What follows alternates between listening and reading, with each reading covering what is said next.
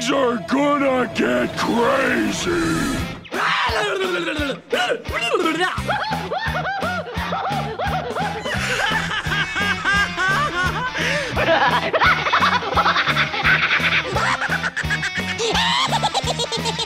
Most everyone's mad here. Hello, everyone, and welcome back to Animat's Crazy Cartoon Cast.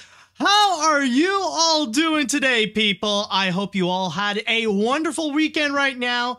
And, by the way, can people hear me? Can people see me? Okay, so just want to double check. Wait, can nobody see me? Ah, crap.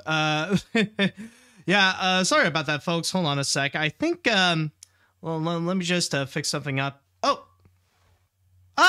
There we go. Okay, I was wondering where the camera went. Okay, sorry about that, folks. All right. There we go. Okay, can you all see me now? Are you all good? Is everybody all right? Just want to double check in the, can I see the chat wall? Okay, I see. Now they do. Perfect. Hello, everyone. Hello. Yes, as you can probably tell, this is not going to be an ordinary episode of Animat's Crazy Cartoon Cast. In fact, if you're all wondering how I am right now, well, let's just say, whatever it is, I hope it's not COVID. I'm still double checking to see if, this is any of the symptoms, but yeah, we're gonna be in for something special. Don't worry, we will still get into some of the regular stuff, talking about news. I got a trailer to discuss. We're all gonna have a good time overall, but it will be a little bit special as well. So with that said, I would like to go into the chat wall, and I would like to ask you all, are you ready for today's episode of Animat's Crazy Cartoon Cast? Let me hear it, folks. Are you ready? Let's see. Yep. Okay. It's already starting. I see that. That is great. And now, with that said, it is time that we get things started. And with our first story, as you could tell with, how I am right over here, we shall be discussing about something a little bit special. In a way, this is exclusive news, mainly because of the fact that this is going to be coming from my channel, on the main channel, Electric Dragon 505. And what we shall be discussing, it will be in regards to Animation Look Back, The Muppets. Can we bring up the poster? All right, beautiful. There it is. And as you can see, like on the bottom, it was just a little taste of, well, me specifically. Okay, so yes, as you guys probably know, the Animation Look Back that would be the successor to Animation Look Back to Walt Disney Animation Studios Plus. I don't know, I had a little bit of a brain fart there, sorry. But yes, the successor to Animation Look Back, Walt Disney Animation Studios Plus, is none other than Animation Look Back, The Muppets. And what I'm going to be doing here is that I will be discussing about any questions that you may have. We're going to go into a little more detail into what this is going to be all about. Now, the first question that I want to go and clarify is in regards to what specifically this shall be, because, well, this is Animation Look Back, The Muppets, and when you are talking about The Muppets, it is a little bit vague. So to answer that question fully, the thing is that this will be covering the franchise of the Muppets with stuff that features Kermit the Frog, Miss Piggy, Gonzo, Fozzie Bear, and all that kind of stuff. Like, we're going to go through the whole history of the franchise from the very beginning when Jim Henson started his career with Sam and Friends and stuff like that, all the way up to now where the Muppets are making content for Disney Plus, such as Muppets Now or the Muppets Haunted Mansion, or even the upcoming one, Muppet Mayhem, yeah, that one. And I know that there are going to be some people that are a little bit concerned because there are a lot of works out there that do talk about Jim Henson himself. Like, we all know the story about Jim Henson, rather it be the book by Brian J. Jones or the upcoming documentary that's going to be made by Ron Howard, or especially the web series by Kevin Perjurer. You might remember Defunctland has made a little special all about Jim Henson. It was like a few parts, 4 or 5 or something like that. It was a very good one. Like, I really enjoyed it, and I will admit I did use it as a source myself. Like, I'm going to be using Kevin Perjurer's works as a source for my research to talk about the Muppets. Now, I know there is a lot of that, but the big difference between Animation Look Back and all those works is that with this one, I will be focusing on the Muppets. Like, let's say the primary character of this, the main character of our story, will be the Muppets and Kermit the Frog instead of Jim Henson. So from there, I will be talking about more than just the works that Jim Henson has touched upon. So stuff such as Muppets Christmas Carol, or the 2011 Muppets, or Muppet Treasure Island, or even shows like Muppets Tonight or the 2015 series. I will be covering all of those. Now, unfortunately, there will be a setback as well. Oh boy, my arm is getting tired, and I don't necessarily mean like this one right over here. Oh boy, this is not easy, I can tell you that, folks. But anyways, here, let me lie down for a sec. Much better. Why didn't I think of that before? Okay, but anyways, where was I? Oh yes, regarding Animation Look Back, the Muppets, and some of the stuff that you should be expecting. But yeah, there is that downside as well, unfortunately. There will be stuff that I won't be talking about, though. I won't literally be covering all of Jim Henson's works. So I won't be talking about The Dark Crystal, or I won't be talking about Labyrinth, or even Fraggle Rock, because I'm just going to be primarily focusing on the Muppets franchise. However, there are some stuff that I will be discussing, like in the first part, for example, I will be covering both Sam and Friends, and I will be talking about Sesame Street. And I can tell you right now, working on part 1 was very, very tough. Mainly because I wanted to do everything I can to not be like Kevin Perjurer. You know, I tried to make sure it did not come off as a copy of Defunctland, and it was a lot more difficult than I thought. And even making sure that I don't use like the same clips or stuff like that.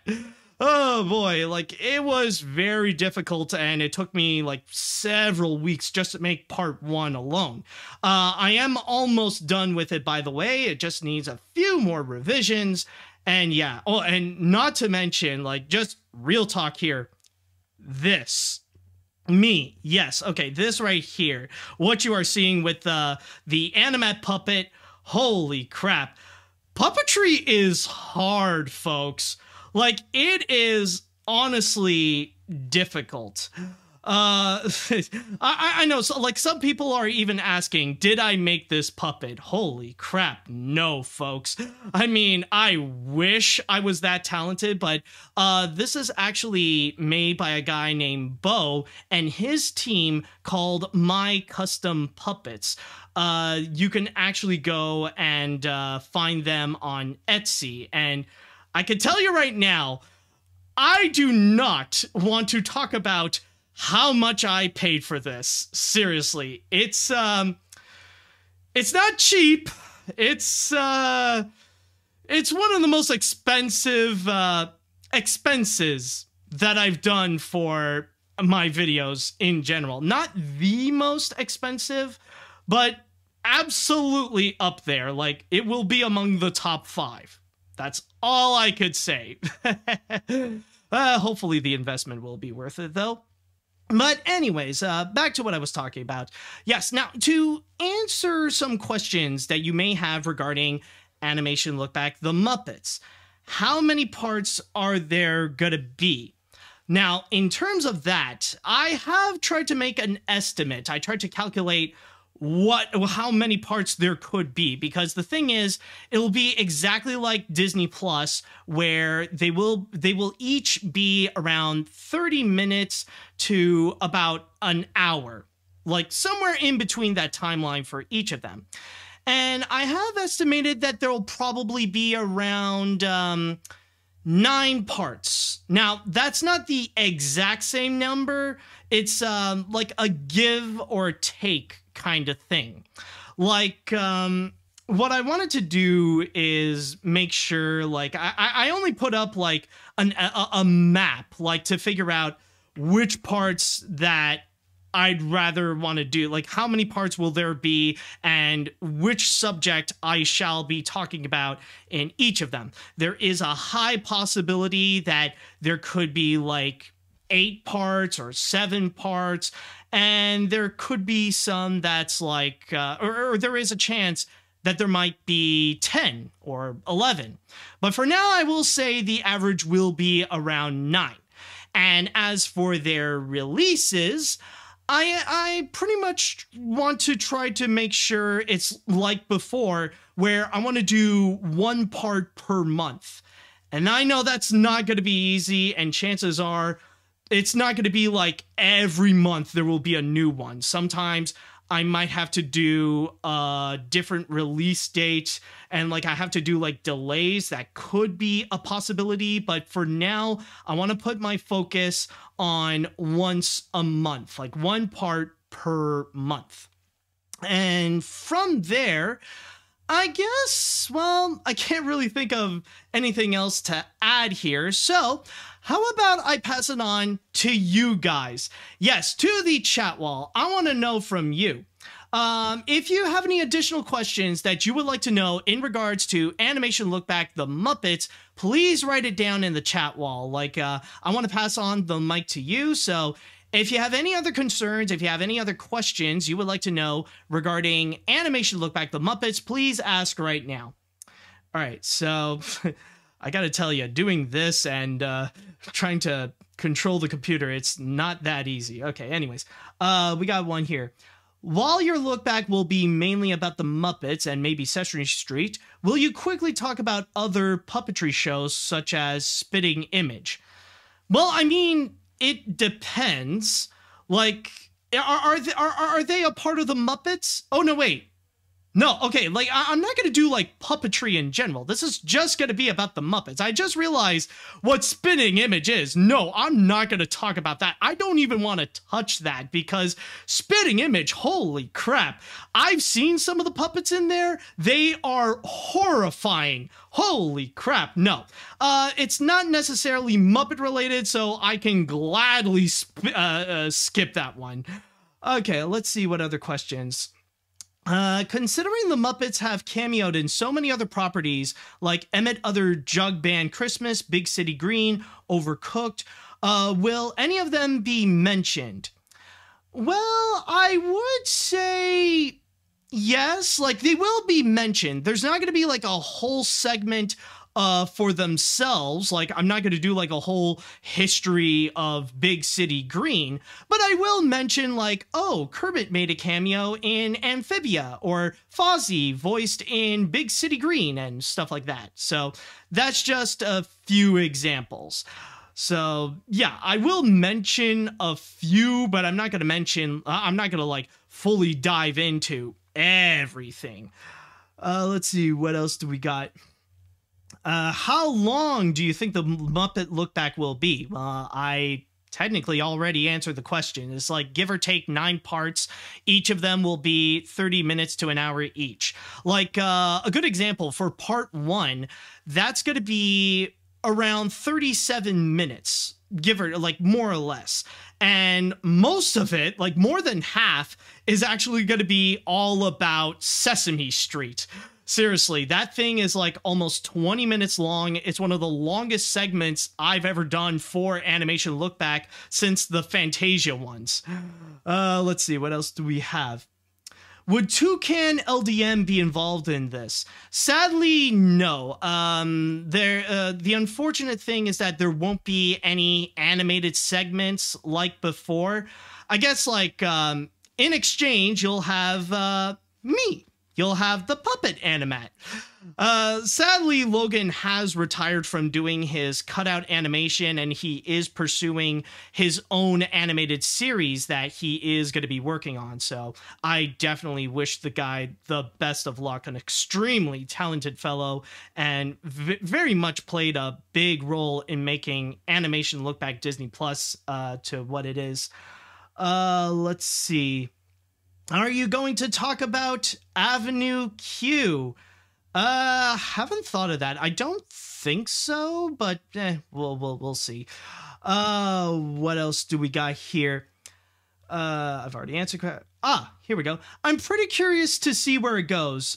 Since I'm pretty intrigued by Muppet history, Mupstery, if you will. Also, Matt, are you okay? You look a little how do I put this? Not quite mop, not quite puppet. But man, when you put them together, yeah, I don't know. Again, I have something, but I just hope it's not COVID. All right, let's see. Will you mention the Muppet movies that were made throughout the years? Yes, I will. I will look into the history of, like, the Muppet movie, The Great Muppet Caper. Like, I will do all the Muppet movies for sure. Like, they will be included. Let's see. Do you know if you're going to cover every spin-off and movies and Santa's Kidnap that originated Gonzo? Well, again, I will mention a lot of them. I will mention as much as I can, but I'm not going to go fully into, like, a full history on each of those things. But there might be a few that will be really lucky, like Sesame Street. But then again, Sesame Street is very significant to Muppet history, so yeah. Let's see what else we got here. Some of the questions are kind of repeating a little bit. Let's see. What do we have? Would there still be possibilities of at least honorably mentioning the Dark Crystal, since it has fascinating fun facts when it comes to tough puppetry that were heavy? Like I said, no, I'm not going to talk about stuff like the Dark Crystal, but I do have something in mind when it comes to the honorable mention. There will be one, but I won't say what it is yet. But let's just say I really cannot wait to get into this. Let's see. How much? Oh, well, we do have a nice comment. I'm always wondering how this part, I'm always wondering how this is part of animation. Don't get me wrong, I love the Muppets too. I would love to know its history about them. Well, I mean, this is more because I'm a lot more of a Muppet guy, and some people could argue that animation can be like, or puppetry can be some form of animation, so there is that. Let's see, what else we got? Will you, by any chance, be covering the international versions of Sesame Street as well? I only ask because Sesame Street crossed over with the Spanish language version, and we got Big Bird and his Spanish equivalent on screen, which made me feel old and nostalgic.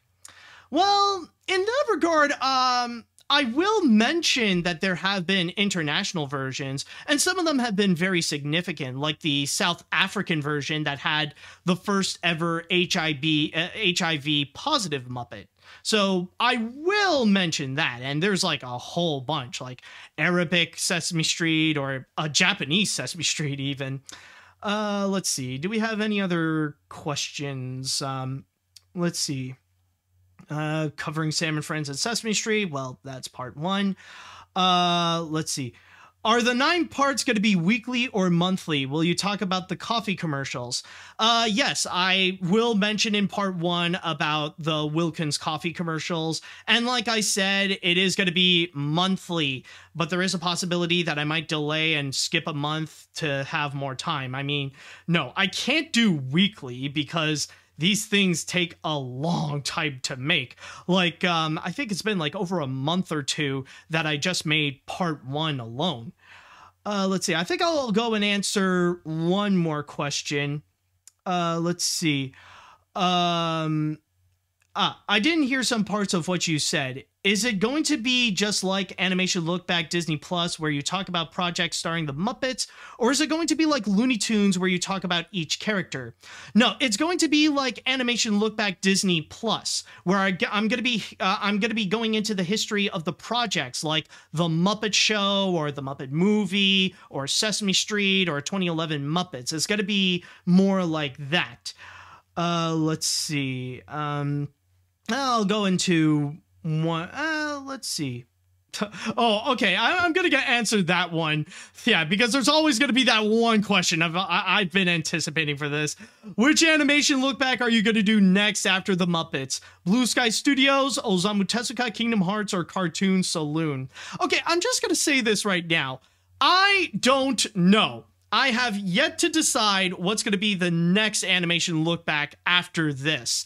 And even if I do say it, I'm just going to say right now, I'm not going to go and tell you if I do know, because I know that if I say it, then the next question you guys are going to ask is, well, what's going to be the one after that? And you're just going to go like, you're just going to keep asking and asking and asking, and you'll never be satisfied. I know you guys. I know how the internet works. So I'm not going to say what it is because, well, I don't know what it is. And I know you guys are just going to be hungry for more information and never be satisfied with what's going to be next or anything like that.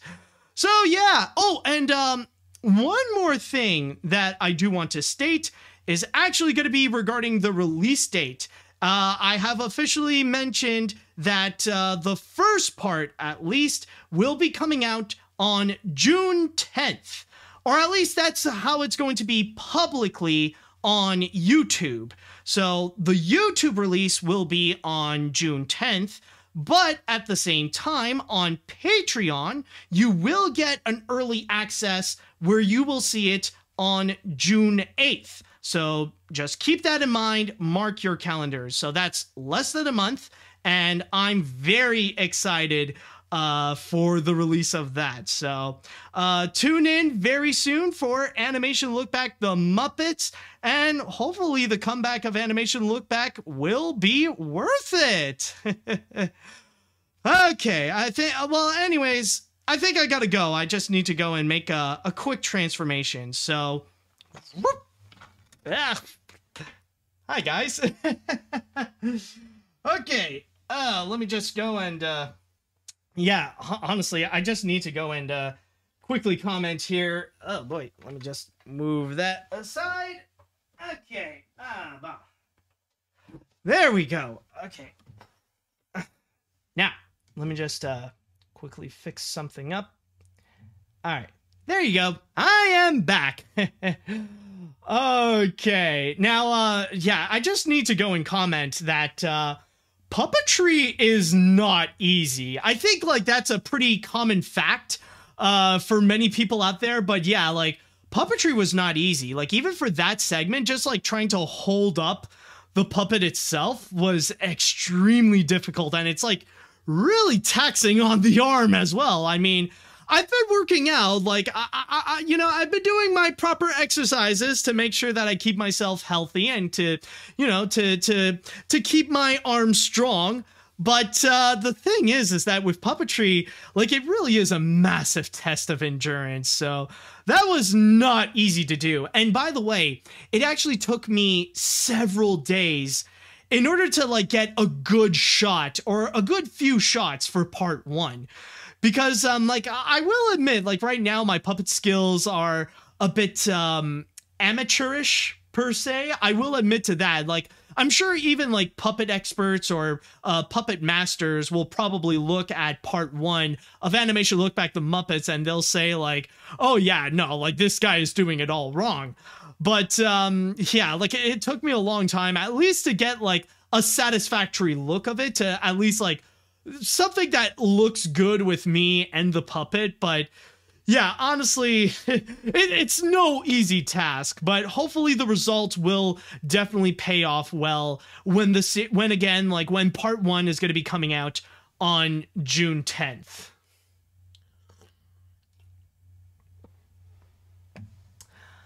Okay, so there we go. Now that I am officially back, or at least my normal self is back, let's go and jump onto our next story, which, what is it again? I feel a little bit lost.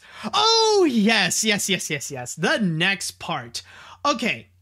Now, when it comes to our next story that we have here, this is something that is actually just announced today, and I feel like this is, a pretty big news that I feel like, well, I might as well go and talk about it right over here, because this is right up my alley. I think this is perfect animation news to go and discuss. It is still fresh on social media. You'll find some people that are still talking about it. So with that said, let's go ahead and actually, here, let me just get rid of a few things and talk about Elemental. Yes, welcome the brand new Pixar film that's going to be coming out next year.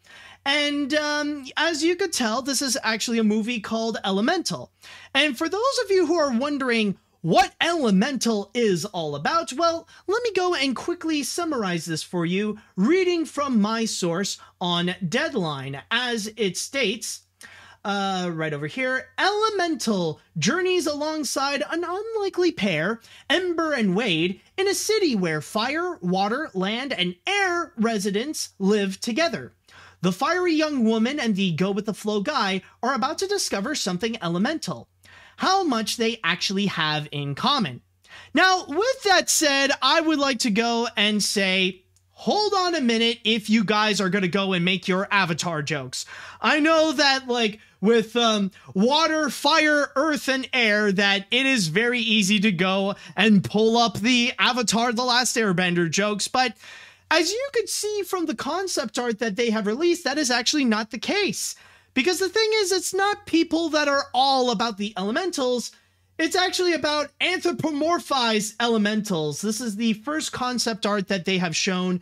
And as you can see here, we actually got this concept art in which we see the two main characters. Like we got Ember over here, which is... wait, how the fridge did I do that? Sorry, just accidentally like zoomed in. But yes, we got a girl that's literally made of fire named Ember. Why do I keep doing this? And we also got a water guy named Wade. And they live amongst the world where we got like people made of air. We got like living tree people in this strange little utopia that is catered to elements specifically. And by the way, in terms of the people that are going to be involved, while we don't necessarily have an announcement in terms of the cast, we do have an idea of who is going to be working on this. And this is actually going to be directed by Pixar veteran Peter Sohn, whom you probably recall as the guy who have done some voices in the Pixar movies, such as the voice of Emile from Ratatouille, as well as the director of The Good Dinosaur, as well as this is going to be directed by Denise Ream. And from there, Peter Sohn has actually revealed that the idea in which where he got this movie is actually going to be based on his childhood growing up in New York City. To which he states here, my parents emigrated from Korea in the early 1970s and built a bustling grocery store in the Bronx. We were amongst many families who ventured to a new land with hopes and dreams, all of us mixing into one big salad bowl of cultures, languages, and beautiful little neighborhoods. That's what led me to Elemental. So that's pretty much the big thing, and this is going to be the next Pixar movie after Lightyear, to which this is going to be coming out exactly in 1 year, in exactly 13 months on June 16th, 2023.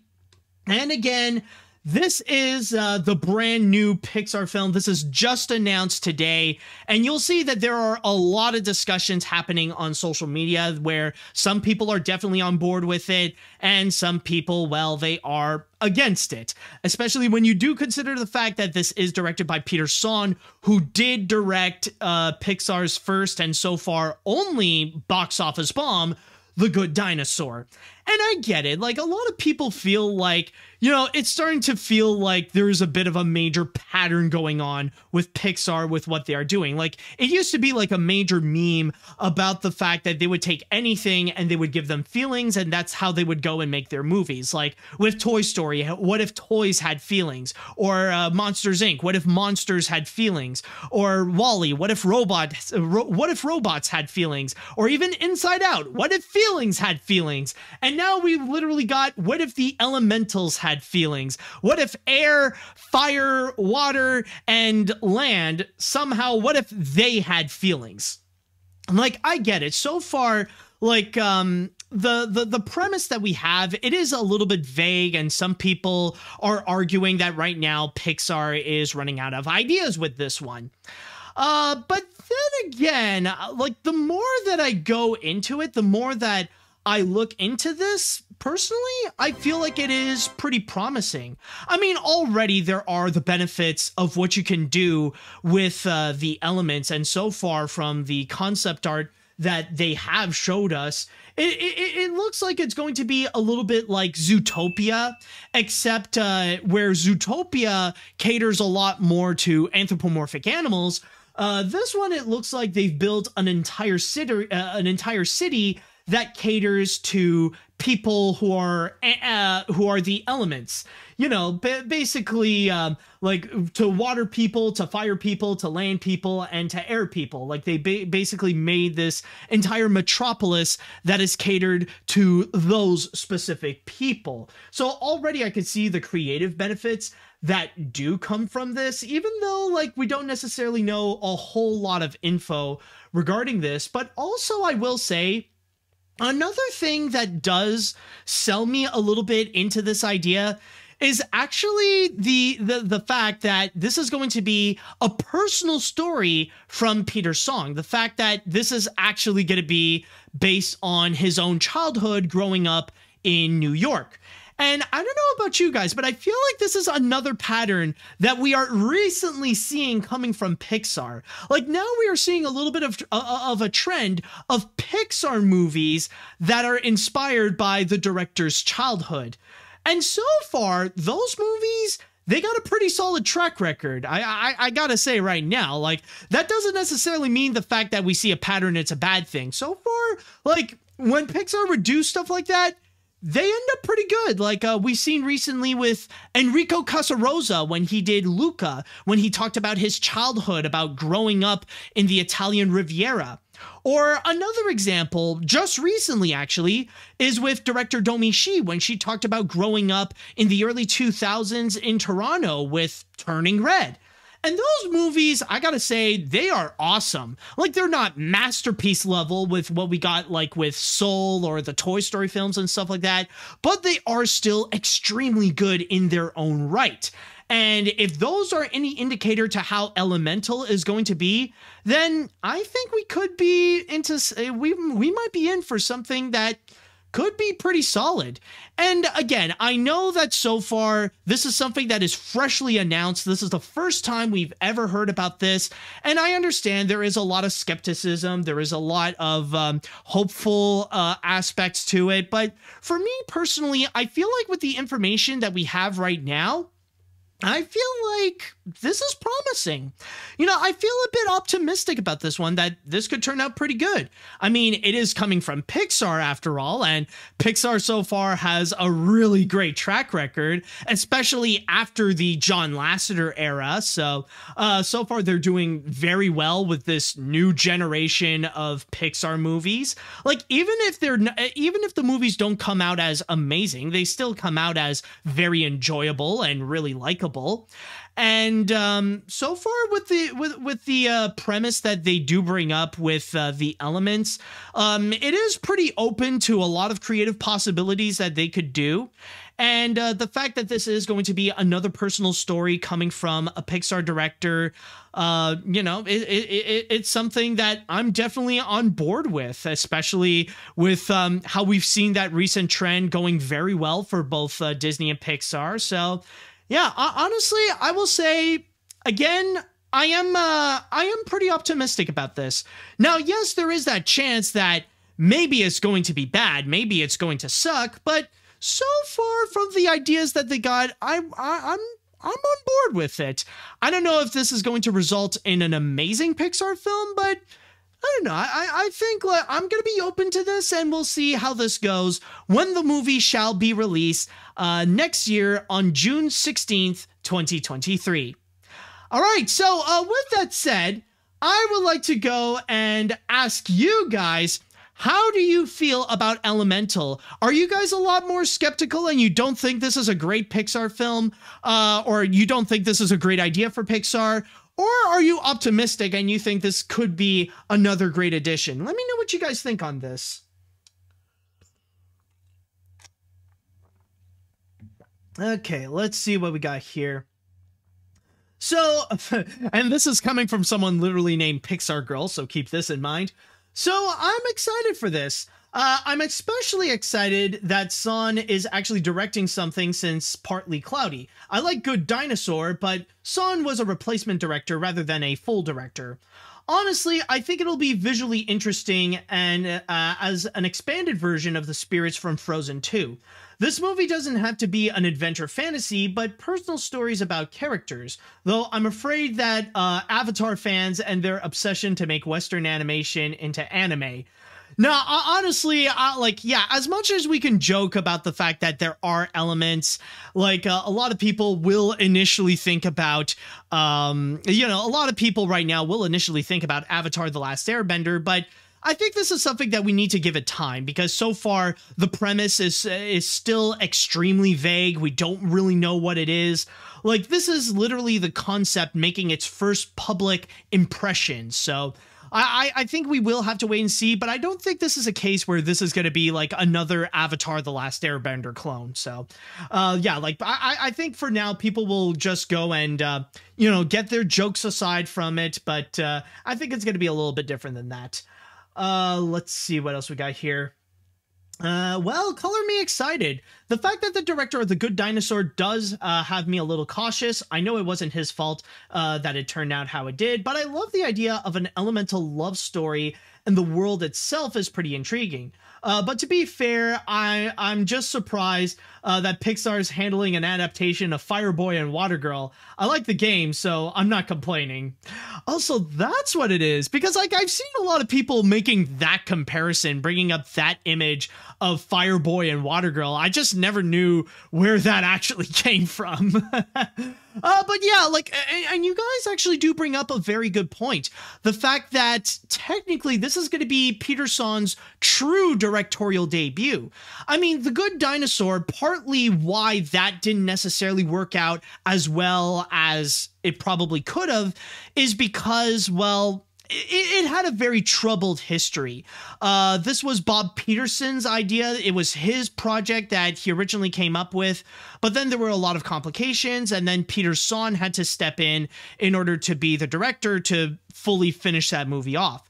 But this one, however, with Elemental, this will truly test Peter Sohn as a director. This is going to be his movie that he will prove of something that he worked on from beginning to end to present to people that this is his movie and this is his true capabilities as a director and as a filmmaker. And hopefully this, like, one thing that I am hoping is that at least this will go better than The Good Dinosaur. Let's see what else we got here. I'm very excited for this movie. I really do like the concept of Elemental, with elements having feelings, and Pixar has a great track record, so overall I'm excited. However, I am wondering how it will do financially because it's coming out 2 weeks after Across the Spider-Verse. Honestly, I really don't know, but then again, Pixar films generally, they do amazingly well at the box office, and I would say that debatably, I think regardless of Across the Spider-Verse, I think Elemental is still going to do very well because I like, maybe this could be completely debatable, but I feel like with Spider-Verse and with Pixar movies, they're going for very different audiences. Pixar movies are a lot more straightforward as family films, so I think that's going to be one where families and kids are going to go to. Whereas Spider-Verse, on the other hand, that one is a lot more of a superhero movie than it is a family movie. I mean, yeah, sure, there are probably some kids that will go and watch it, but I think the prime target audience is going to be fans of superhero films. Like those who want to go and watch Thor, Love and Thunder and Guardians of the Galaxy Volume 3 are more likely to go and watch Across the Spider-Verse more so than they probably would for Elemental. So I think at the box office, I don't think Spider-Verse is going to be that much of a competitor. Yes, it is an animated feature, but it's not going to be the kind where it has the exact same target audience as Elemental. So I think on that aspect, Pixar is probably going to be fine. I could be wrong, but I think so far it will be okay. Let's see now. Elemental sounds like an interesting concept, especially from the director's inspiration during childhood. I see people have mixed feelings and jokes like, hey, it looks like Fireboy and Watergirl game, but reversed. Despite that, I am on board to watch the next Pixar movie. There is one problem. It will be in the same month as Spider-Man Across the Spider-Verse. You know, honestly, like, I am curious to know, people. Like, do you really think, like, a Spider-Verse movie is going to overshadow a Pixar movie? Because, like, I can tell you right now, I'm honestly more concerned about Spider-Verse competing against the movie released beforehand, which is going to be the live-action remake of The Little Mermaid, and I think that's going to be something that you should be a little more worried about. Like, I know, like, I already did the argument about, like, the target audience and stuff like that, but still, though, you never know, like, especially when those two movies are a lot more closer together than Spider-Verse and Elemental. So I think, honestly, first of all, let's see how Spider-Verse is going to do against The Little Mermaid before we go and talk about how Spider-Verse is going to do before we talk about how Elemental is going to do against Spider-Verse. So let's just keep it at that now. I think I'm going to go and read one more comment before we move on to the next story. Let's see, what do we have? Okay, you know what? I'll go here. Or I think, anyways, I was thinking it was like, or maybe more, never mind. This looks like a humanless solar punk film based on how it looks, which makes me hopeful that it will be in cinemas. Also, The Good Dinosaur was a case of Peter Sohn taking over from Bob Peterson because it kept on going nowhere. So this is likely to be in much better shape than that. And I mean, that is true, especially the fact that, oh, actually, yeah, I'm going to read, or no, actually, never mind. Yeah, no, it is actually true, considering the fact that only now have we actually heard of it. And I mean, like, we don't know what's been happening behind the scenes. Maybe there have been some production trouble with this one. But still, though, considering that they have just announced it, and so far it seems to be fine, maybe there could be some positive signs with this movie. Maybe this will be in better shape, and I do hope that this will be in better shape than The Good Dinosaur, at least for the sake of Peter Sohn. So, with all that said, if you guys are interested to go and check out Elemental, then keep in mind the movie is going to be released on June 16th, 2023.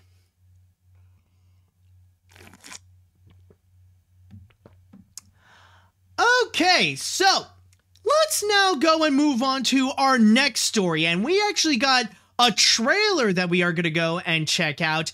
And this time around, well, it's not going to be a Pixar film, but there are certain individuals that are attached to this that are, that did work at Pixar. And so far, I haven't seen a lot of people talk about it, but I think this will be a very interesting discussion. So with that said, let's go ahead and check out the trailer for the upcoming Skydance animation movie, Luck. Hello there. Now I know what you're thinking. Crikey, a black cat! He's gonna bring me bad luck! Shows what you know about luck.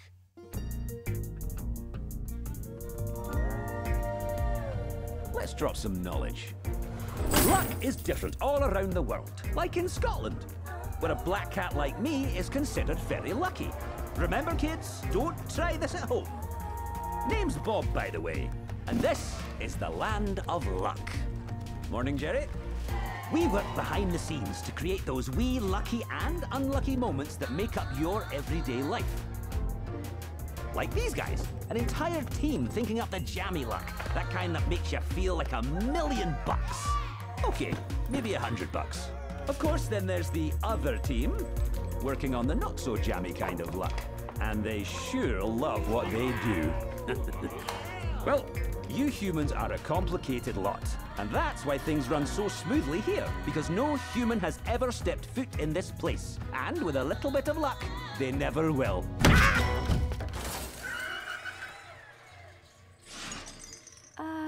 Where am I?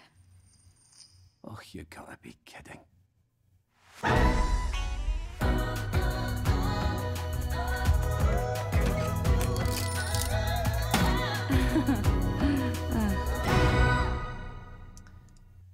And that is Luck, in which that movie is going to be coming soon exclusively to Apple TV Plus on August 5th. And first of all, before we go into any more discussions about this movie and what we have just seen, there is the elephant in the room in which we have to go and discuss, and that is regarding the fact that this is John Lasseter's comeback in a way, or at least John Lasseter's return to animation with this one. And even though in the teaser trailer itself, they didn't necessarily say that this is from John Lasseter, but the advertisements, on the other hand, some of the other stuff, well, they're kind of hinting it. They're kind of hinting that. In fact, I actually got a poster here. This is the poster that they have released at the same time as the teaser trailer, and you could tell on top it actually says, from the creative visionary behind Toy Story and Cars. So they're not saying directly that John Lasseter is attached to it, but they definitely are hinting it. They're trying to make it as vague as possible to not say that John Lasseter is involved with this, but they want to use some of his assets and some of his experiences to try to go and promote it, that they're pretty much trying to say that this is going to be coming from the same mind that brought you Toy Story and Cars. And from there, I know that this is going to be a very controversial topic, and that's what makes me a little bit worried when August does come. And I know this is something that I've already talked about previously in past episodes of Animat's Crazy Cartoon Cast, that I don't know how things are going to be. I don't know how the discussions will go in regards to having John Lasseter back in the animation industry. Should he return in his position as one of the masters of animation and stuff like that? I don't know. I'm just not prepared to have those discussions, but, you know, it feels like a very controversial issue in itself, especially when we don't know how John is right now at Skydance Animation. Like, has he, you know, do we know if he's no longer that huggy kind of guy like he was at Pixar? Like, have things gone better? Like, have the working conditions been well at Skydance Animation? That is something that I don't know, but I know this is going to be something that will probably ignite a few flame wars on social media when that time comes, like in the following months and stuff like that. Maybe I'm wrong, but I don't know. Like, it's just something that I do want to go and express. But then again, considering that this is an animation project, it should be easy to go and separate the art from the artist. Because again, this is made by an entire studio at Skydance Animation. And from there, we know that there is an entire team that has worked on this. And I mean, technically John Lasseter is like, what, the executive producer or something like that. He's not necessarily the director or writer or anything like that. I could be wrong, but I mean, John Lasseter is not the only guy that did work on this movie, so it should be easy to go and separate the art from the artist. Maybe some people would be unable to go and do so, but then again, it is possible that you can look at Luck as its own thing instead of looking at it as another John Lasseter movie. Now, again, I know that this discussion and this topic, like pretty much the whole subject of John Lasseter, has become extremely controversial. But then again, we'll just have to wait and see with how things will go on social media and when the movie does come out on Apple TV+. But with that said, talking about the trailer itself, from what we have seen, I'm not going to lie, a lot of what it has presented us, I'm impressed. Like, this actually looks solid. Like, number one, the animation, I gotta say, is beautiful. It is crisp, it is clean, and like, even like the shot here where we see Bob walking around and we see the whole facility of this whole Luck company. Like, it is very nice, especially, like, where we see all the different characters, like all the different bunnies, all the different leprechauns, all the different pigs walking around. Like, they really did a great job with the animation. Like, it looks definitely clean. It looks beautiful. It looks very, very nice. I think the animators did a great job, especially with appealing animation, appealing designs, actually. The movements, they're a bit more down to earth, but, you know, they're very clean. They look very good. Even like with Bob just walking around, you know, he does look like a nice character, like to hang out with. So honestly, in terms of the animation, like, and especially like, not to mention that there's also a whole bunch of stuff that you see, like, it has like a whole bunch of little details, like even like when you have like that portal to the real world, when you see that lady who got the $100 on her face, and you see like an entire city that is just behind her. Like, so far, I will say, like, the animators in this teaser trailer here, at least, so far they have presented like a really, really good job. Like, this is very nice animation. And also another thing that I really do like is the world building. And that's like the main thing that this movie is kind of selling to us. It's the whole world building where they created this unique world, kind of like a facility of sorts, where they would go and produce all the luck in the world and all the bad luck in the world, and pretty much equally distributed of who deserves to have bad luck and who deserves to have good luck and all that kind of stuff. Like, it is a very interesting concept, and so far, with what they are showing here, it feels, you know, not only does it sound very intriguing, not only does it sound original, but it feels very well researched as well. Like, a good example when talking about black cats, of the fact that in a lot of English-speaking countries, they know they are like, there is that common belief that black cats are bad luck. But then they would mention that in Scotland, black cats are actually considered to be lucky, which is actually clever casting as well. Which I could be wrong, but it actually sounds like it sounds like Craig Robinson, who is actually voicing the Black Cat. You could correct me if I'm wrong, by the way, but like, you can hear that thick Scottish accent coming out of the Black Cat, which honestly, it does make sense. Like, it, you know, it actually is. I am wrong. Oh, sorry, I'm wrong. Oh, Craig sorry. I meant to say Craig Ferguson, but actually I was wrong. It's actually, it's Simon Pegg. Okay. All right, you know, come to think of it, okay, that does actually make sense. I apologize for that mistake right there. Yes, it is actually Simon Pegg. And yeah, like when you think of it, like the tone of it, like let's just go and quickly re-listen a little bit. Oops, no, wait. Sorry about that. I put off the volume. Here, let's re-listen to that. Lucky. Remember, kids? Don't try this at home. Name's Bob, by the way, and this is the land of luck. Like, okay, yeah, that is absolutely Simon Pegg, because it really does sound like a Scottish, like, it sounds like a Scottish Buck Wild.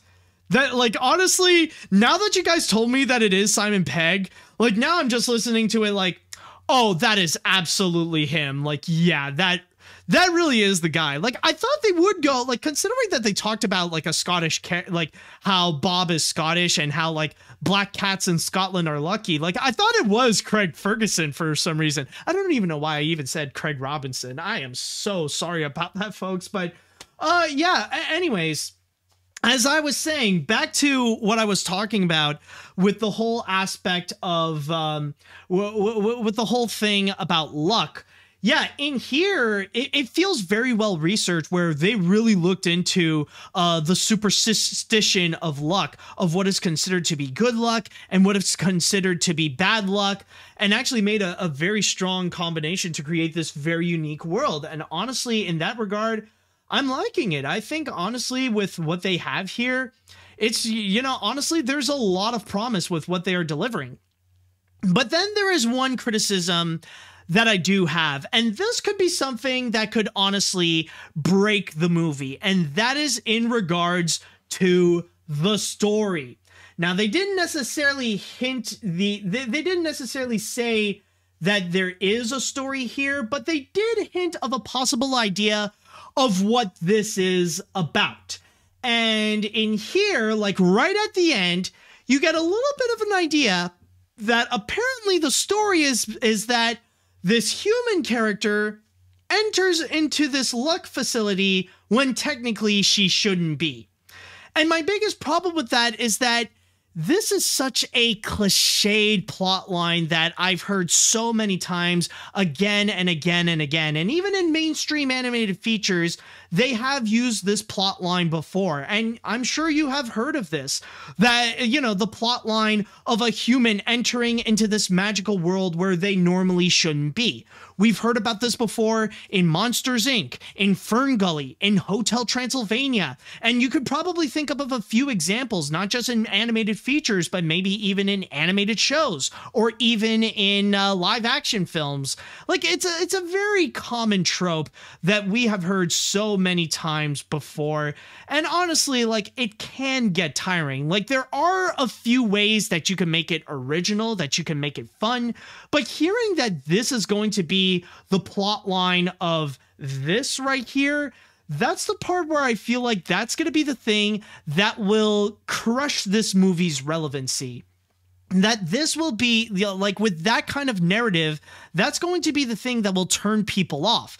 Like, yeah, sure, as great as the animation can be, and as great as the concept is with this whole facility based on luck, if they don't have a good story attached to it, then the movie will mean nothing. I don't think this is going to be like one of the worst animated features we'll have in recent years, but this is going to be something that people will just quickly go and forget about, and it will just end up as a flop for Apple.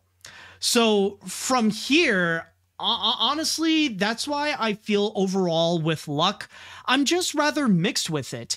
Because honestly, even if you take out the aspect of John Lasseter, on one hand, it does provide great animation, and the teaser does an amazing job to sell us on the idea of this entire factory that is specifically catered to giving people either good luck or bad luck.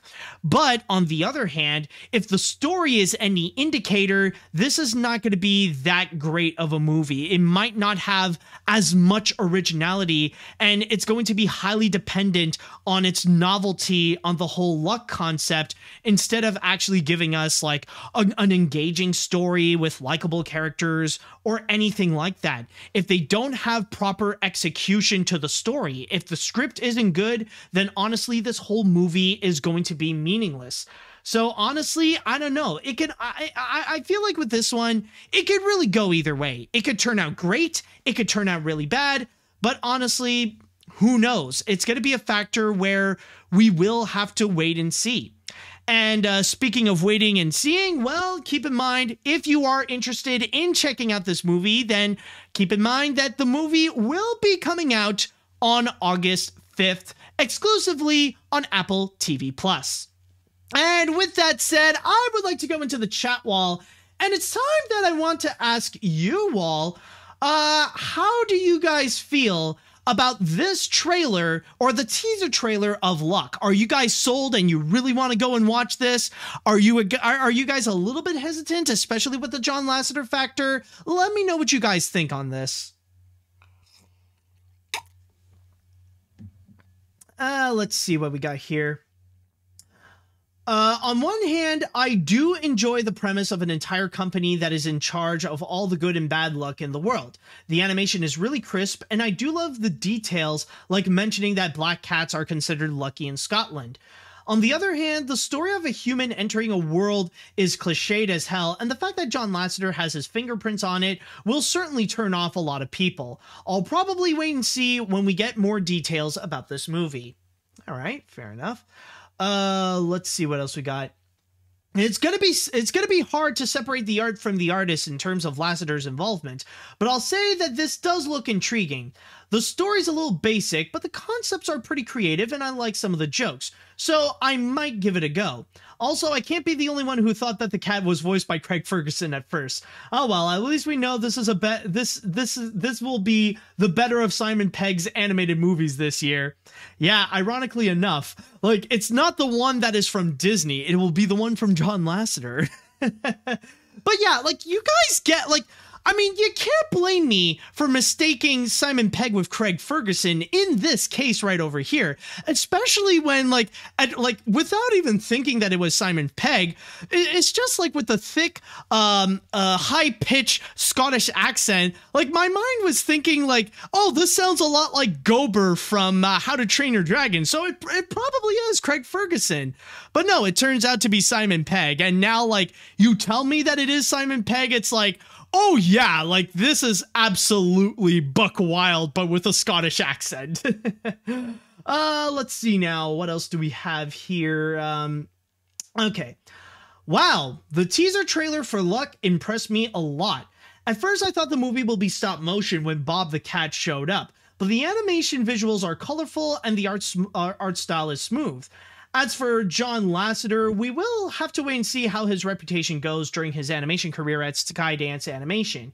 You know what animation fans and animators do not like the most? John Kricfalusi. Yeah, well, I mean, like, when you put it like that, of course you can make the argument of, yeah, still better than John Kay. I mean, most things in the world are still better than John Kay. I mean, the only thing that's better than John Kay is the tragic terrorist attack that happened in Buffalo. I mean, you know, like that, you know, like, I'm sorry to say this, but that's a little bit of a straw man argument because, like, yeah, John Kay is an extremely low bar there. Let's see now. This trailer looks really impressive. The animation is very crisp and smooth, the world building is great, and Simon Pegg's performance as Bob is very solid and talented. Although I'm quite concerned about the story is going to be the same one as Storks. But we will have to wait and see when it comes out in August, though too bad I don't have Apple TV Plus, so oof. Yeah, I mean, yeah, that could bring up another piece of concern. That is another problem, is the fact that this is going to be Apple TV Plus. You know, this isn't going to be on one of the bigger streaming platforms like Netflix or Disney Plus or any of the more easily accessible ones. And considering that, like, I don't know how things are with Apple TV Plus. Like, I know they did recently get a boost because of the Best Picture win from Coda, but I don't know how it is in terms of, like, kids and families. Like, if they're really going out of their way in order to go and grab an Apple TV Plus subscription. Like, to be very honest, in terms of animation stuff that they have in there, other than Wolfwalkers, I don't know what else is there in terms of animated content or kids and family-friendly content that they would have in there. Well, okay, hold on. That's not true, because I think they are the ones that have the Charlie Brown specials as well. Like, I think Charlie Brown and Snoopy's official home, or the Peanuts in general, their official streaming home is on Apple TV Plus. So from there, so yeah, like maybe there is some content, but again, I just don't know if I don't know if there really is a major audience that's going to go and immediately jump onto Luck, at least in terms of the subscribers that Apple TV Plus already has. Let's see. Okay, I don't have an opinion on this. Nothing shown has given me a real feeling. I like Bob and the entire shot with him walking with no cuts. It does make me think of the Pixar teaser during the Lasseter years at Pixar. However, I do feel icky that Apple and Skydance was promoting this movie using Lasseter's credentials. However, that also makes me think that I don't trust this movie to stand by itself. I don't know, maybe I am pessimistic because I don't want him back. Exactly, and that's going to be a key aspect that, at least for animation fans, we don't know if this will be successful or not. Like, if this, like, I will say right now, this is going to be highly dependent on getting positive reviews. Like, this needs positive word of mouth. This needs great reviews, like a certified fresh on Rotten Tomatoes and stuff like that. Other than that, this is going to be something that will be dead on arrival. And if animation fans are not going to immediately jump into this, then I don't know who will. All right, I'm going to go and read one more comment before we move on to our next story. Let's see. Yeah. Apple TV Plus pretty much caught us with our pants down by winning an Oscar for Best Picture with one of their exclusives after only being active for almost 3 years. And this movie, Lasseter notwithstanding, has me impressed both with the visuals, through the story, though the story has a lot to live up in my opinion. Still, I'm excited. Also, Eva Nobelanza from Hadestown as the human. I'm sold. All right, then. Well, there are some people who are optimistic, some people who are a little hesitant, so we see a little bit of a mix of both here. So, who knows how this is going to be? Maybe this could turn out great. Maybe this could turn out to be forgettable. But we will have to wait and see when Luck will be coming out exclusively on Apple TV Plus on August 5th.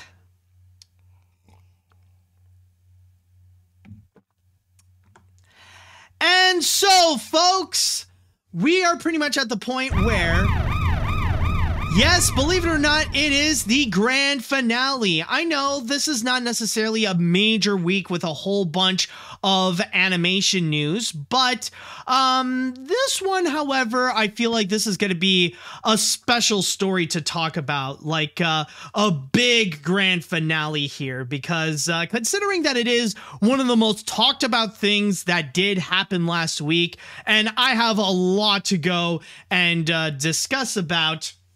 I just need to go and save up some room to really get into this one specifically. And some people have actually guessed it correctly.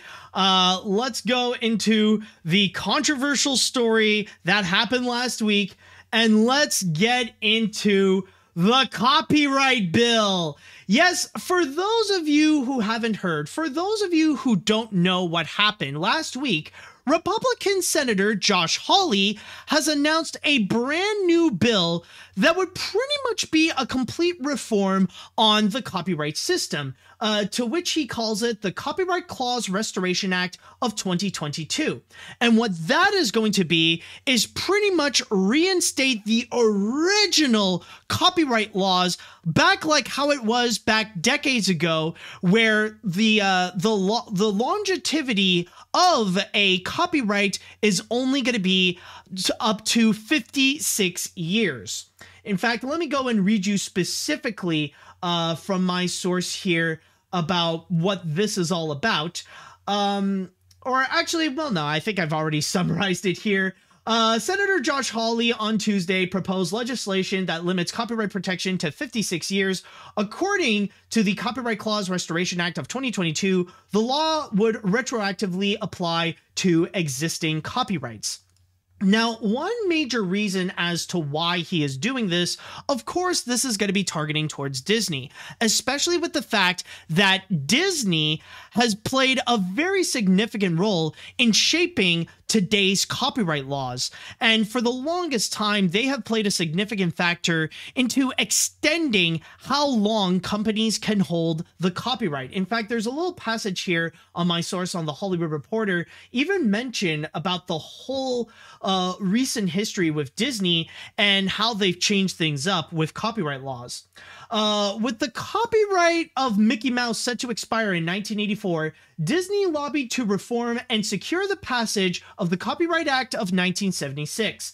This allowed ownership of works by corporations for 75 years. In 1998, Disney was again able to delay the entry of Mickey Mouse into the public domain with the adoption of the Copyright Term Extension Act of 1998. The law extended protection of copyright by corporations for 95 years from their original publication, pushing the expiration of Disney's copyright for Steamboat Willie to 2024.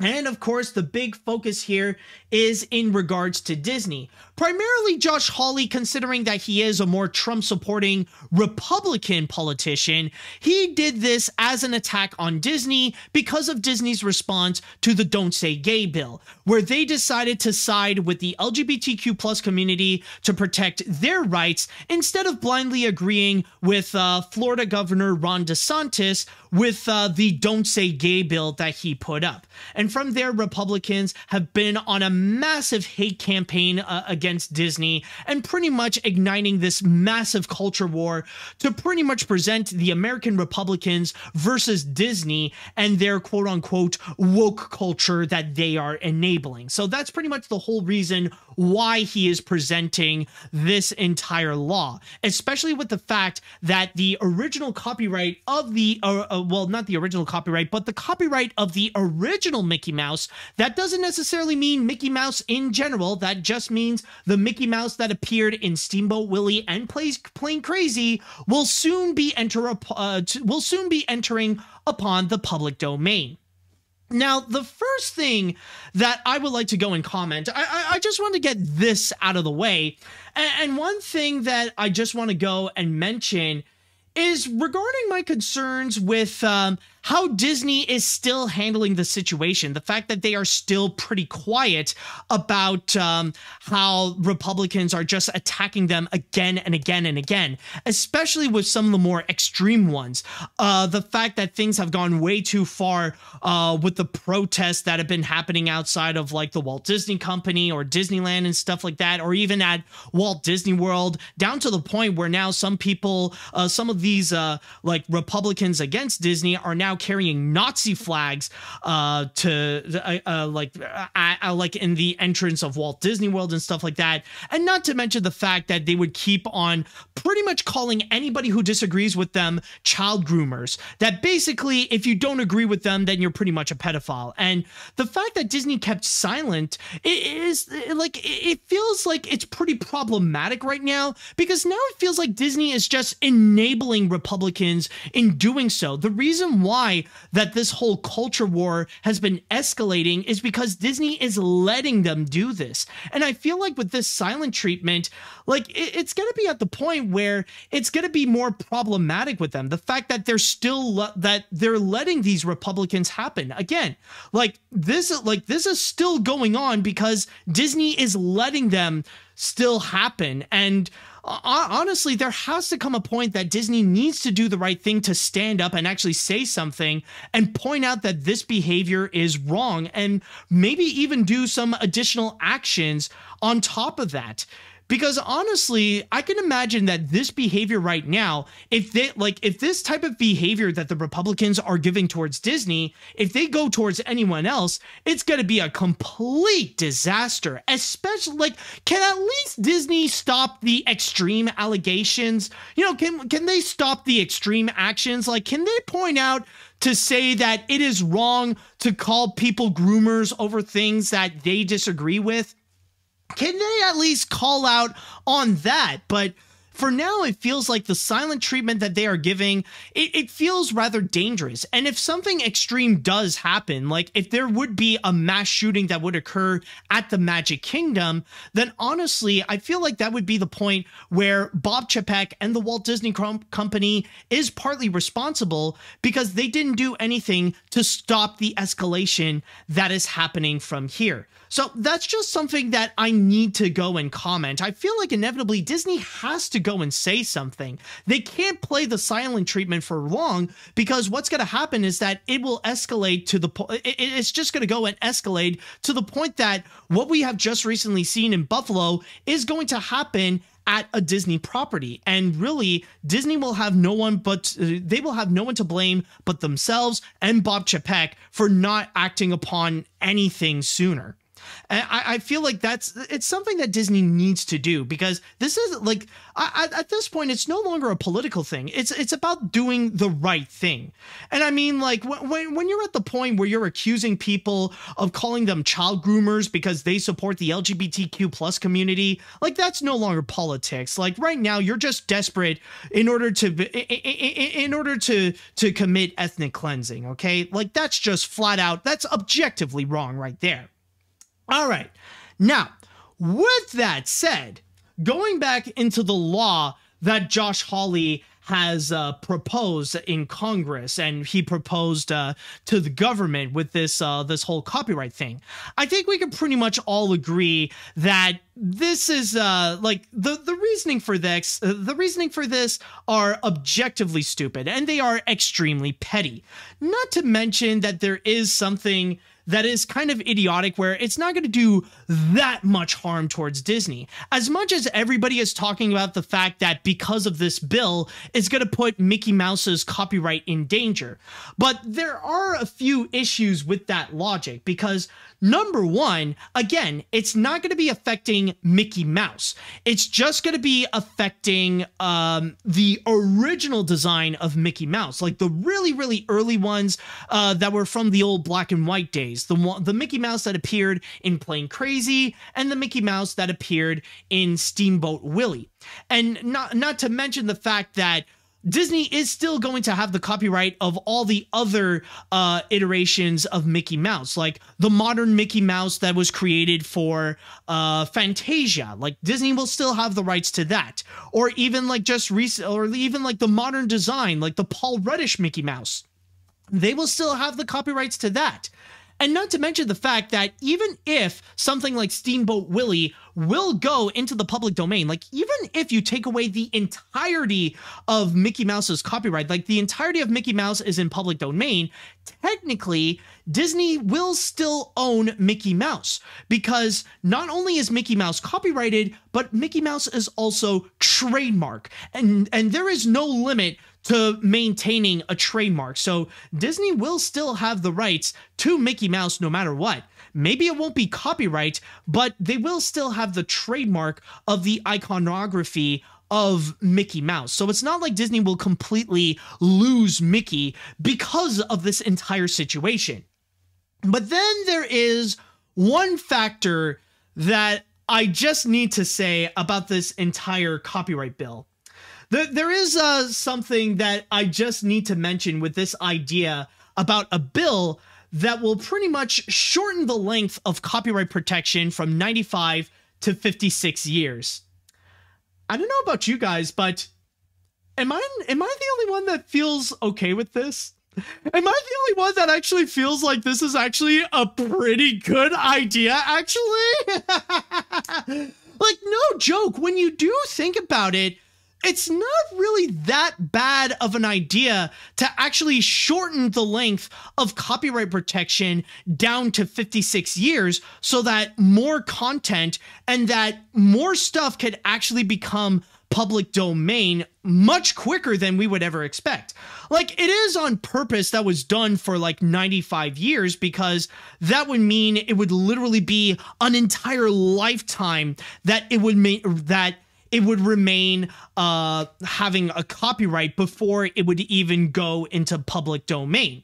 And I mean, in that regard, I can imagine with the Walt Disney Company and how protective that they are with copyright, I can imagine that inevitably Disney would want to go and try to extend that copyright. But now that there would be a bill that would be introduced where they would propose at least the idea of shortening the length of copyright protection to 56 years, allowing for more stuff to go into the public domain, that's, you know, I'm not against it. In fact, I'm even going to say right now, I don't actually know, like, I don't know anybody who would be against this idea. Like, even most Democrats, I find, they're actually in support of this idea. Like, they actually like what Josh Hawley is proposing for more things to end up in the public domain, because once they do get into the public domain, they end up being a lot more easier and a lot more accessible to go and experience. Like with Steamboat Willie, for example, if it does end up in the public domain, then that means that there's going to be a lot more people who would be able to go and watch it, that they would be free to go and put it up on something like YouTube, that they could easily go and see it for themselves. And a lot more people, not just those who could afford it, they could actually go and actually watch Steamboat Willie.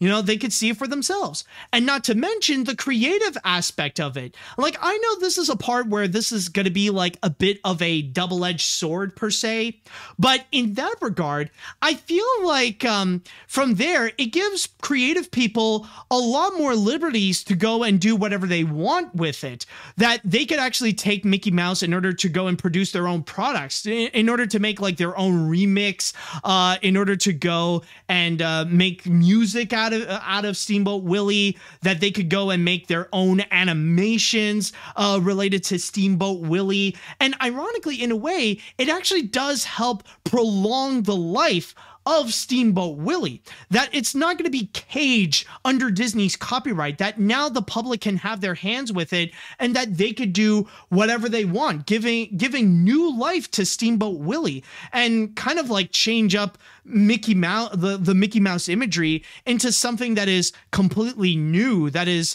completely original, something that is for the public, kind of like with the memes in a way, kind of like with how we are seeing memes nowadays with stuff like with Shrek or Gru or Bugs Bunny and stuff like that, in which like now there would be a whole bunch of new stuff that can be created that would again prolong the life of Mickey Mouse, prolong the life of Steamboat Willie. I think it's honestly like very beneficial, not just for the public, but also for the content itself, for the creation. So it's like a bit of a win-win situation for both the creator and for the creation itself. Like the only one that's really going to lose in this case is actually the big name corporation, which in this case would be Disney, because they alone can no longer capitalize on Steamboat Willie. But now everyone else is able to do so, which gives them the freedom to do whatever they would want with it. But with that said, there's also something that I really need to go and emphasize. And this is something that I feel like because of the whole Disney aspect of it, this is so overlooked, but you guys don't realize the reality of the magnitude of this proposed bill. Like if it would go into effect, then the effects that the consequences that it would have would be astronomical. Because keep in mind, this bill is not limited to just Disney. Now, I know some people might think that, oh, if this bill would be introduced, it would only screw over Disney. Oh, this bill would only apply to Disney. No. Like, the thing is, they can't, like, the Republicans cannot update the bill so that it would only apply to Disney. That would be illegal. If they would do that, Disney would have every right to go and sue the entire GOP until they become powerless. The thing is with this bill is that not only would this have consequences towards Disney, but to every other major corporation as well that has been running for decades, maybe even over a century even. Like, think about the consequences of what this would do towards Warner Brothers, towards Universal, towards Paramount, companies in which they have IPs and copyrighted material that have been on for over 56 years, that have been on for like almost a century even. Imagine what would happen to the copyright of stuff like the Looney Tunes, the Universal monsters, like even stuff that technically is in the public domain, but they have their own version, like The Wizard of Oz or Woody Woodpecker or all that kind of stuff. Imagine that material all suddenly going into the public domain. It would be an absolute nightmare for these companies. And even going outside of the entertainment industry, imagine every other corporation as well. Think about like what would happen to McDonald's, what would happen to Nestle, what would happen to Chanel, what would happen to Coca-Cola, what would happen to General Mills, what would happen to Tiffany's. Like, imagine all those companies and all their products, suddenly they find it's going to the public domain that they can no longer capitalize as their own products. Like, it would have some serious cataclysmic effect. It would honestly redefine capitalism as we know it. Like, there is major consequences to this. And that is exactly why I know for a fact that there is no freaking way in hell that this bill would pass. Like, as great of an idea that this could potentially be, the thing is, I don't think that there is any way, shape, or form that this bill would find a way that it would legitimately pass. I know that there are going to be major corporations out there that will go after all the politicians. They will tell them, you better say no to this bill or else I will never fund you again. Like, I'm sure there are companies that are fearing for a bill like this. They fear the day that there would be a full-on copyright reform. There is no way in hell that they would go and let this thing pass. No way that this would be able to meet the desk of Joe Biden. And by the way, this is not even to mention that if they would go and make a bill like this, then at that point, it would really mess up the copyright laws from all around the world. Imagine how this would affect the copyright laws in Europe or in Japan or in China or in any other place. It would it would have like a serious ripple effect, not just in the US, but in the entire world as well. It would seriously be that messed up. It would seriously be that broken.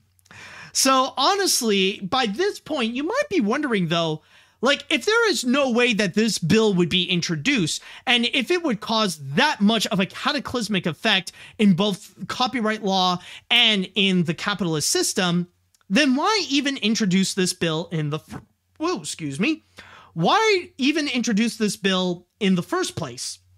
Well, I've pretty much hinted it out before, but the big reason why this bill is introduced, it's not for the purpose of changing copyright law. It's not even for the purpose of trying to attack Disney.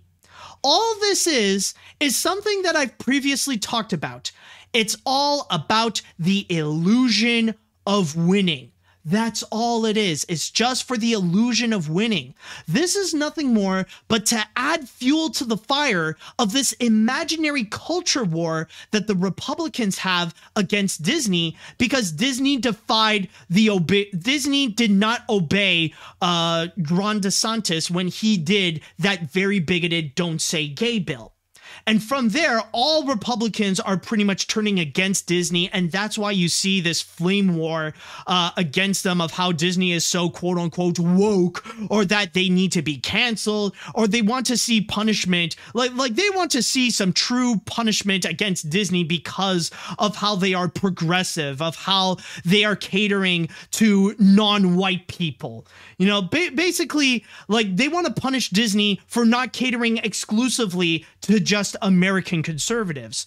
And that's all they want to do. You know, that's basically the big thing that they want to go and fuel. And Republicans know very well, like the politicians, they know for a fact that they cannot do anything against Disney. They have no power against Disney in terms of what they can do. If Disney says no to a bill, like if they say that they're opposed to a bill that is bigoted against the LGBTQ plus community, then that's pretty much it. There's nothing that they can actually do from there.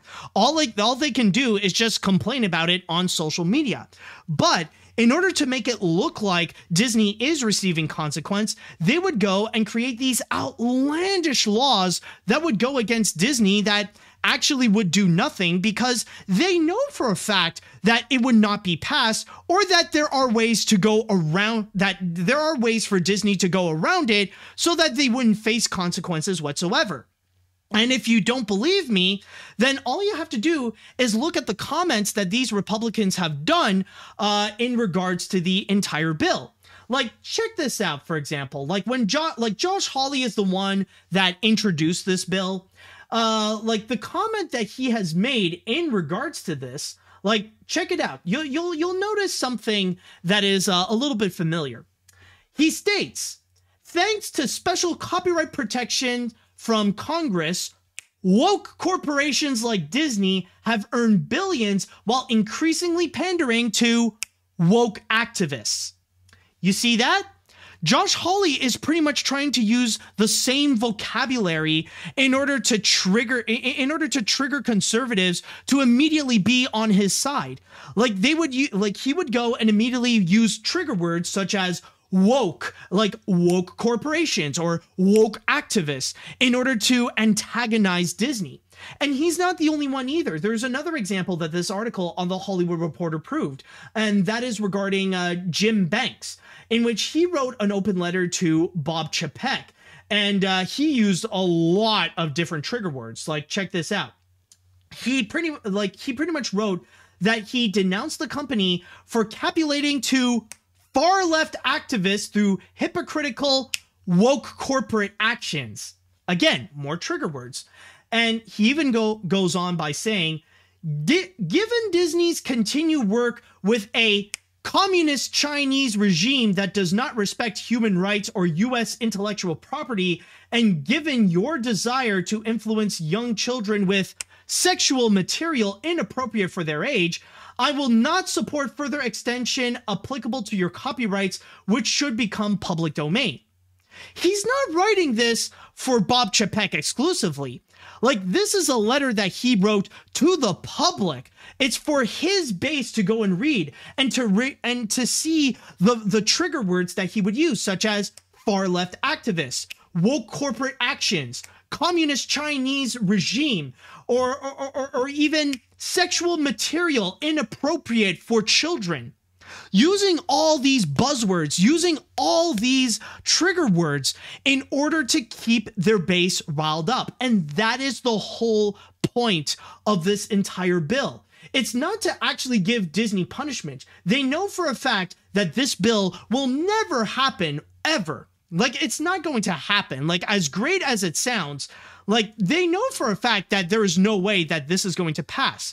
But it's to give the illusion of winning, to give the illusion that they are actually punishing Disney so that they can make so that they could actually keep conservatives to be radical, to keep them angry, to keep them scared of anything that is progressive or anything that, like, is uncommon to their status quo. And it's to keep the voters on their side. That's all that it is. It's just to go and keep conservative voters on their side. And they know that in order to go and fuel this culture war, that it would go and help out to go and do that. The thing is that they just need to go and make sure that their base is still angry. They are still radicalized. They want to keep up this war to keep, in order to keep them in line. Because let's be honest, this entire culture war thing is absolutely stupid. Like, there's no such thing as an intelligent person or someone with common sense that would go and seriously engage in this culture war to fight against how Disney is so woke, or to fight against woke culture in general. There's no such thing as someone who is smart. If they are smart, then they have better things to do. Then they know for a fact that they have better things to do in their life. And Josh Hawley and Ron DeSantis, they know that most of the people who vote for them and most of the people who support them and Donald Trump and stuff like that, they know that they are absolutely dumb as a post and that they would fall for things like this. They know that they are more emotionally charged than rationally charged. So from there, they just go with whatever works. Hey, if a stupid culture war that is nothing more than just a first world problem, or I would even go as far and say that it's nothing more but a petty white privilege problem, if that is able to radicalize their base to keep them angry, then they will go with it, because they know that it's going to be something that will explode on social media, and that they know that white nationalist channels such as The Quartering or Geeks Plus Gamers or Clownfish TV, they will eat this up in order to make their tabloid-like comment to go and say, uh-oh, Disney is in trouble again. Republicans are punishing Disney with new laws. That's what they get for being woke. Like, they know that there's going to be this entire system that will keep them angry and to keep them in line. Overall, there is no consequence that Disney will face for being quote-unquote woke. The conservatives are just going to be using that in order to radicalize their base, to keep them in line, and to make sure that their votes will still be for them no matter what. That's all they're going to do. They're going to keep milking this culture war until it has completely run dry, or until things get absolutely worse, and when things get too far, if you guys know what I mean, like in Buffalo per se. But there is one more thing that I do need to comment here. There's just one thing that I just gotta say is absolutely hilarious about this. And it's so funny, but I'm surprised nobody has actually caught on to this, but I just need to go and say it. I find it so hilarious that we are at the point of this entire Disney culture war that Republicans are now turning into socialists to go and attack Disney. I am dead serious. I know what I said sounds absolutely insane, but when you do think about it, that is exactly what they are becoming. Think about like the stuff that they're doing in order to go and attack Disney. Think about like demanding a copyright reform, or doing things that would be detrimental to big name corporations like Disney. They are legit doing anti-capitalist attacks. They're really going out of their way to propose ideas that normally you would expect out of someone like Bernie Sanders or AOC. Like, really think about it. If you take away the context of the Disney culture war of what Josh Hawley is trying to do, you would expect that this would be coming from someone who is highly progressive, someone who is highly socialist, that's thinking more about the people more so than big name corporations. But no, this is actually Republicans doing it, and now they're becoming socialists because they're they're attacking multi-billion-dollar corporations and proposing ideas that would actually be more beneficial for the public instead of companies like Disney. Like, yeah, their reasonings, like the reason why they would do these things, they are petty, they are very bigoted, they are idiotic. But still, though, there's no changing in the fact that what they are doing is very much socialist and very much anti-capitalist. In fact, some people could probably argue that there is a bit of communism of what these Republicans are doing in order to go and attack Disney. I mean, seriously, I'm wondering what's next. Are they going to go and propose the idea that they should go and tax big name corporations? That they would give bigger taxes to multi-billion-dollar companies such as Disney, like as a way to say like, oh, that's what you get, Disney, for being woke. We're going to heavily tax you. You're going to go and pay more taxes. propose ideas that Democrats have been trying for so long, and yet Republicans are going to step in and they actually want to, and they're going to do this in order to go and fuel the culture war against Disney. So that's just something that I need to call out. That we are pretty much at the point that everybody who is attacking Disney for being woke and stuff like that, they're becoming socialists. Yes, Ron DeSantis is being a socialist. Josh Hawley is being a socialist. Even the personalities online, Ben Shapiro is being a socialist. The Quartering is being a socialist. All these people are now becoming anti-capitalist and heavily socialist in the name of attacking Disney, proposing ideas and proposing ways that would be very detrimental for big name corporations and more beneficial for the public. This is the definition of socialism right over here, and they're becoming exactly what they claim to hate for so long. So I just need to go and emphasize that. It's crazy, man. When you really do think about it, like, they really are becoming the people that they claim to hate so much, that Republicans are just becoming socialists with their attacks against Disney. I wonder when will it be the time that they will realize that all these ideas that they're proposing is all in the category of socialism. But then again, these guys don't know any better, and this is exactly why every anti-woke person is an absolute idiot. They're just fueled by rage and anger and only focusing on attacking things that they hate. They don't realize that their actions are very much similar, or they are exactly the kind of actions that the people they claim to hate would exactly do.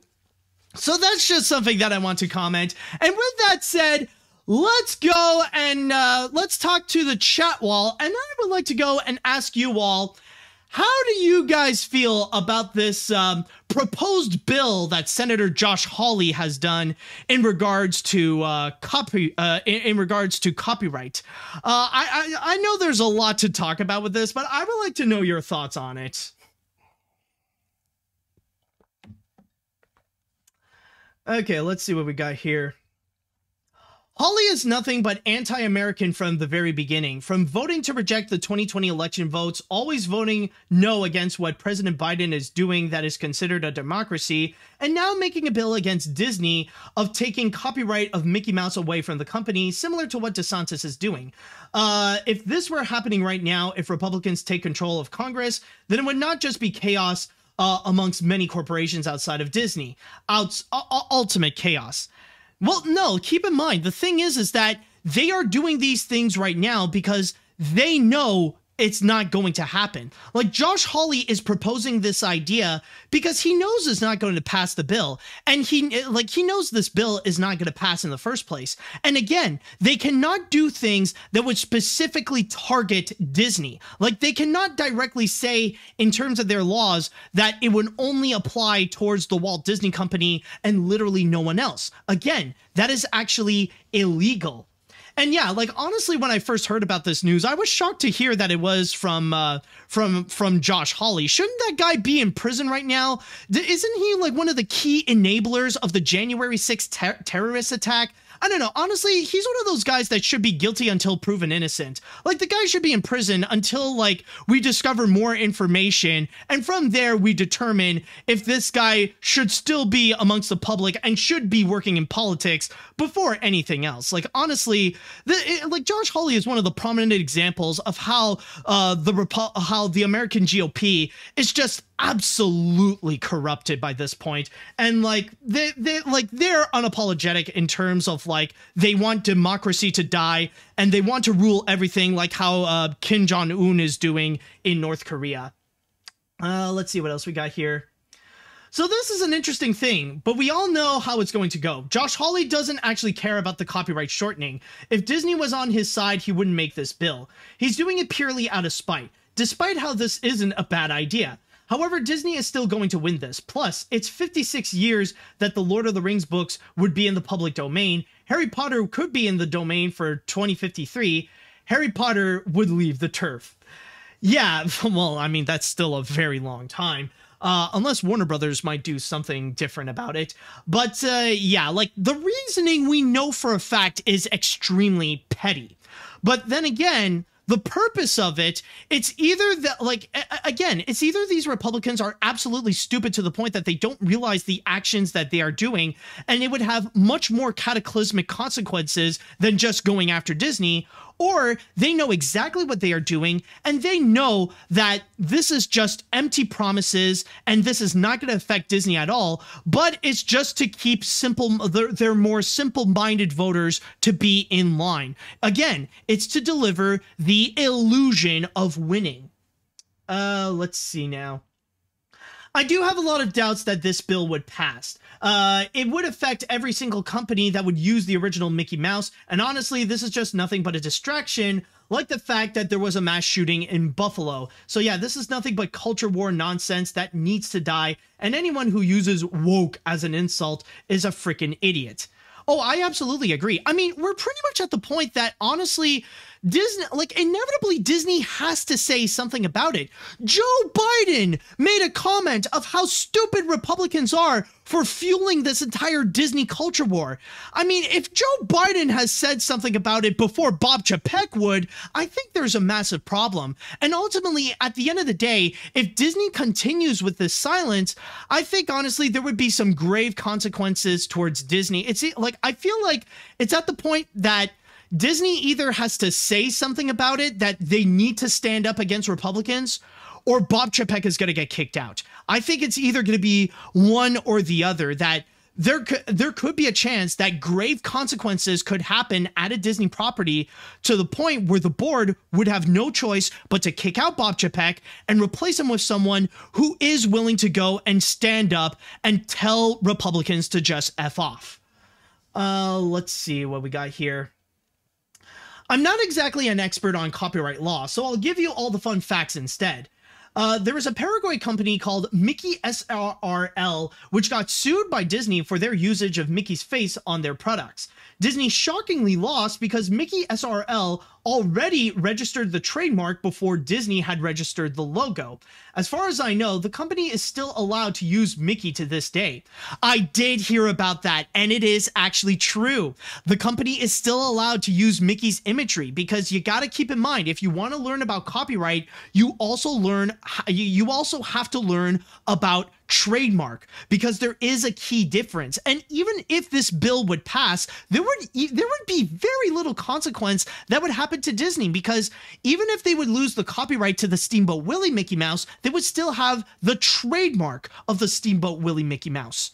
So really, again, it's nothing more but the illusion of winning. The illusion of winning. All right, I think I'm going to go and read one more comment before we cap this off. When I first saw this news, I didn't really think much about it. I just saw it as news related to a new copyright law targeted at Disney. But now that you discussed the whole story, I only have one thing to say. Why? The fact that a Trump-supporting Republican is doing this just to give the illusion that they're hurting Disney just because they side with the LGBTQIA+ community is just stupid and dumb. Also, I'm sorry, Josh, but using the words like woke is not going to prove your argument valid. Again, there is a reason. If there is a reason, it's to keep voters in line. Yes, we all agree that this whole culture war is idiotic, that going after woke culture is absolutely stupid. But there's a lot of really stupid people out there, and Republicans are exploiting stupid people, and they are using everything they can in order to keep their voters in line, to make sure that at the end of 2022 and even in 2024, that these people would still vote Republican instead of going somewhere else to go and vote. That's all it is. It's just to go and maintain the vote, and it's to keep the illusion of winning. And with that said, folks, I shall go and conclude this episode of Animat's Crazy Cartoon Cast. I would like to go and say thank you all so much for listening, and thank you all so much for watching. And I know this is a shorter episode than usual, but tune in next time for the next episode of Animat's Crazy Cartoon Cast. Maybe it will go on a little longer, and maybe we will have a lot more crazy stuff that we shall talk about. So with that said and done, I would like to say thank you all so much for listening, thank you all so much for watching, and until next time, see you later, dudes!